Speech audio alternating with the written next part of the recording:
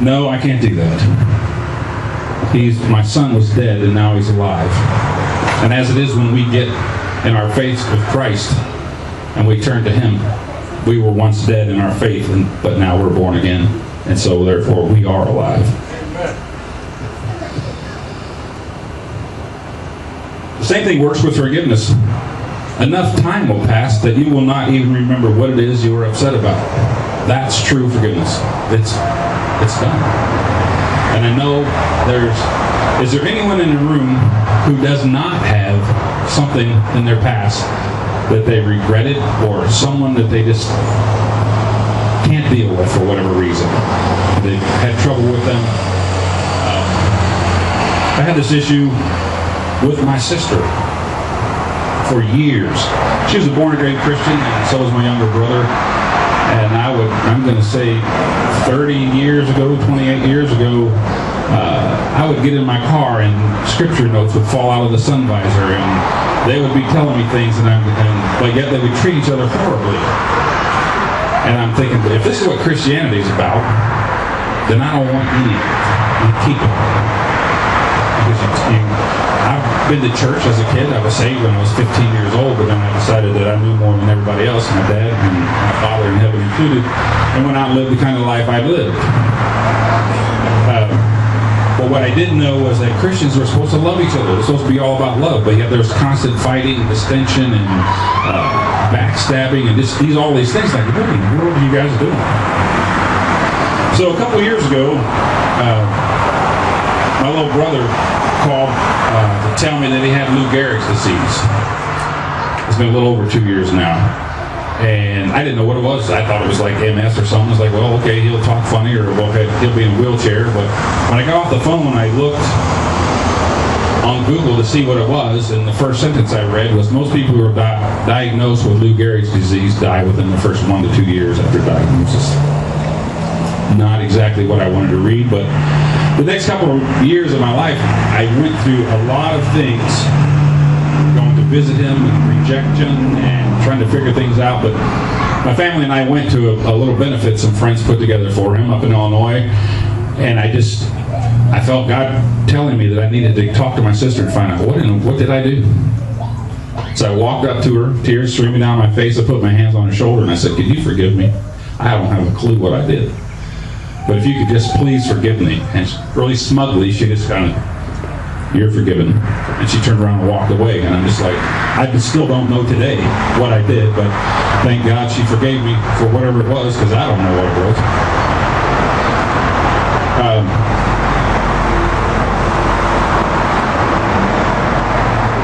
There was another time, Jesus, if you remember, in Matthew, not in Matthew,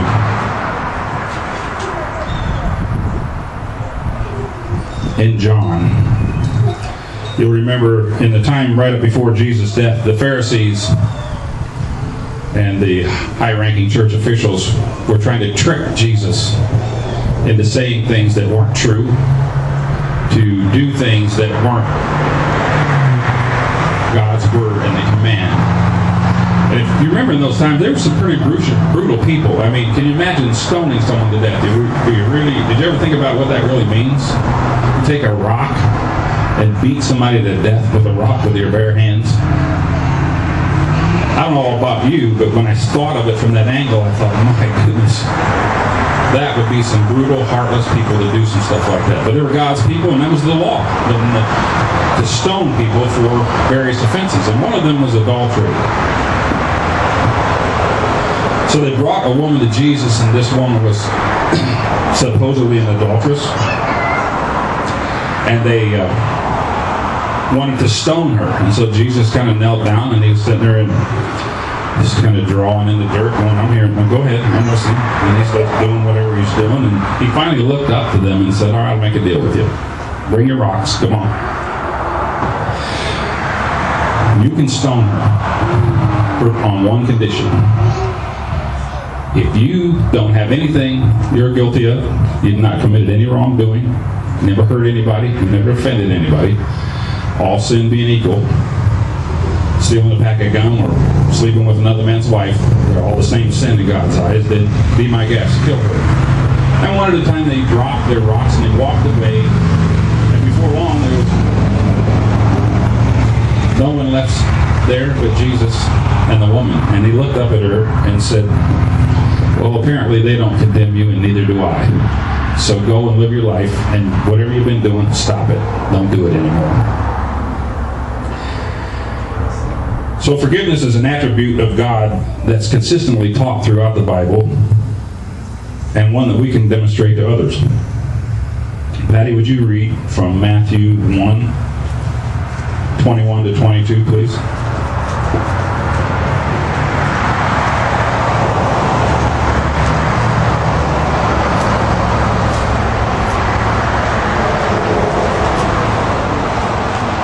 Then came Peter to him and said, Lord, how often shall my brother sin against me, and I forgive him?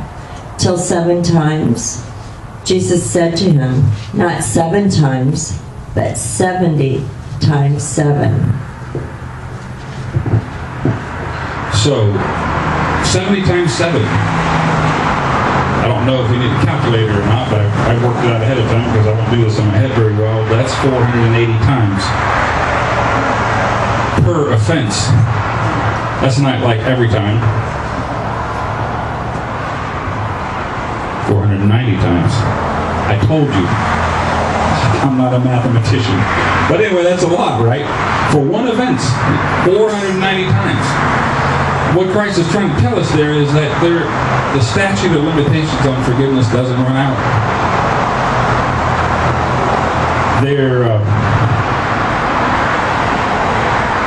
There is so much that we can gain through forgiveness. There's a healing. New relationships can begin again. Old relationships that never had a chance can blossom. But here's the proof we need to support forgiveness. In 1960, that's a little while ago, right? I know this because I was in the first grade in 1960. And Mary Shecht was my first grade teacher. She also conducted a Bible study on Wednesday nights in a housing project called Sunnyside in the town where I lived in.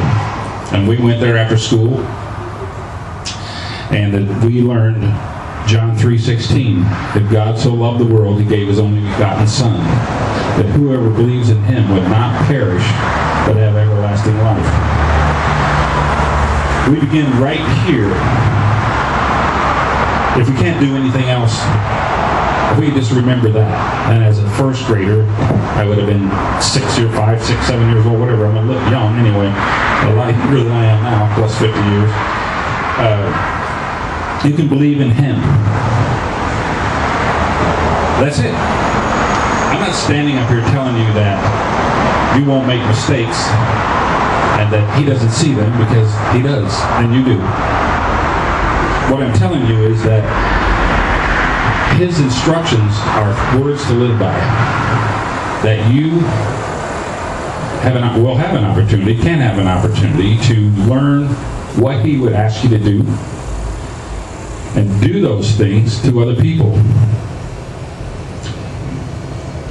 To teach them about his word and disciple him in such a way that they will go and teach other people about his word, and they will disciple them, and so on and so on.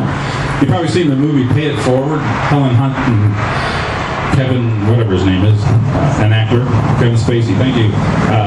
The Pay It Forward program is a lot like discipleship. The design was to do something for one person and for 3 people, and those 3 people would do it for 3 more people, and so it goes. And so that's what discipleship is about.